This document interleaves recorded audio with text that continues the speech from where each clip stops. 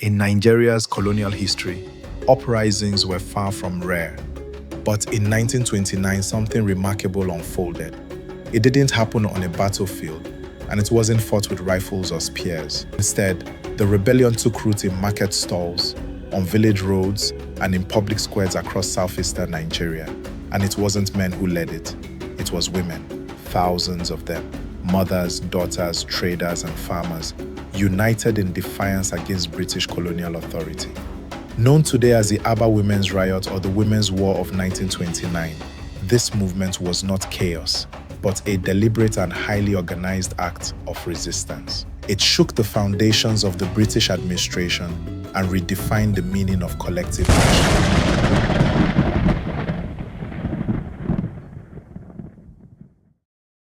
So what ignited this war fought with rappers, voices, and songs? How did it spread so rapidly across eastern Nigeria?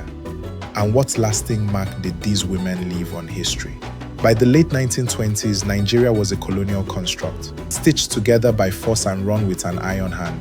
The British were not just administering the territory. They were reshaping its governance, economy, and social structure to fit their imperial design.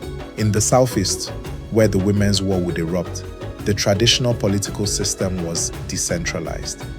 Power was shared among councils of elders, titled men and women, age-grade associations, and spiritual leaders. Women held recognized authority. They were market leaders, custodians of social norms, and active participants in governance. The British, however, dismissed these indigenous structures. They introduced the warrant chief system, appointing hand-picked men to act as local rulers on behalf of the crown. Many of these chiefs lacked legitimacy and were widely unpopular, leading to corruption and abuse of power. Colonial policy was driven by one primary goal: revenue. Taxes were introduced to fund administration and infrastructure, enforced through the warrant chiefs and native courts. Initially, these levies targeted men, but women's political influence had already been sidelined, their traditional institutions stripped of power. By the late 1920s, economic conditions were worsening. Prices were rising, corruption was rampant, and market women, central to trade and family survival, were increasingly harassed by officials. Then came the rumor: women were about to be taxed. Reports spread that colonial agents were visiting villages to count women, just as they had done with men before taxation was imposed. To the women, this was a clear warning. They were next. In November 1929, the spark was lit in Oloko, present-day Abia State. Captain J.L. Cook, a British officer, sent Warrant Chief Okugo to begin counting women. One woman, one Yeruwa, confronted him, insisting widows should not be taxed. Their argument became a rallying cry. Within days, over 10,000 women from surrounding communities gathered. They came armed not with weapons, but with tradition, using a form of protest known as sitting on a man. They sang, danced, and camped outside the homes of officials, shaming them into action. This time, however, they sat on the entire colonial system. Their demands were clear: skip the counting of women, abandon any plans to tax them, investigate the corruption of warrior rulers. The colonial system had no authority over the women of Baringo. These women were free to live as they wished. So why must their bodies be subjected to a man's scrutiny? So these demands, of other demands, there were months under something that the corruption of warrant chiefs started in. The women's network was astonishingly effective. They spread news through town criers, palm front signals, and coded songs. Without phones, radios, or social media, they coordinated faster than the colonial government could respond. The protests spread like wildfire. From Aba to Owerri, Umuahia, Calabash, and beyond.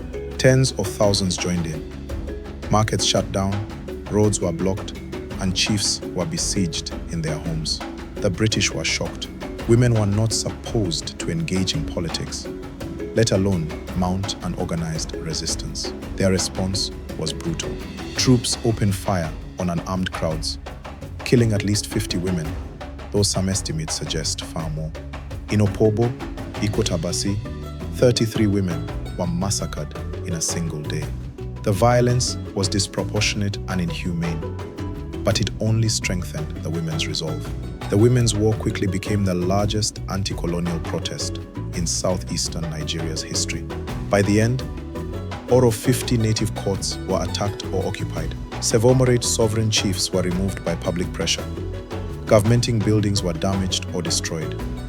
The British set up a commission of inquiry, but true to colonial form, they downplayed their own role, blaming rumors and women's emotions rather than systemic injustice. Yet, change came. The warrant chief system was abolished in many areas, and local councils were reorganized to include women. The Aba Women's Riot was more than a protest. It was a political awakening.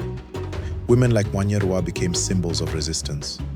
For the first time, the British were forced to acknowledge that Nigerian women could not be excluded from governance. In later decades, activists such as Fumilayo Ransome Kuti and Margaret Ekpol drew inspiration from 1929, linking their struggles for suffrage, labor rights, and education to the legacy of the Women's War. Today in southeastern and south-south Nigeria, the memory of that uprising is still alive.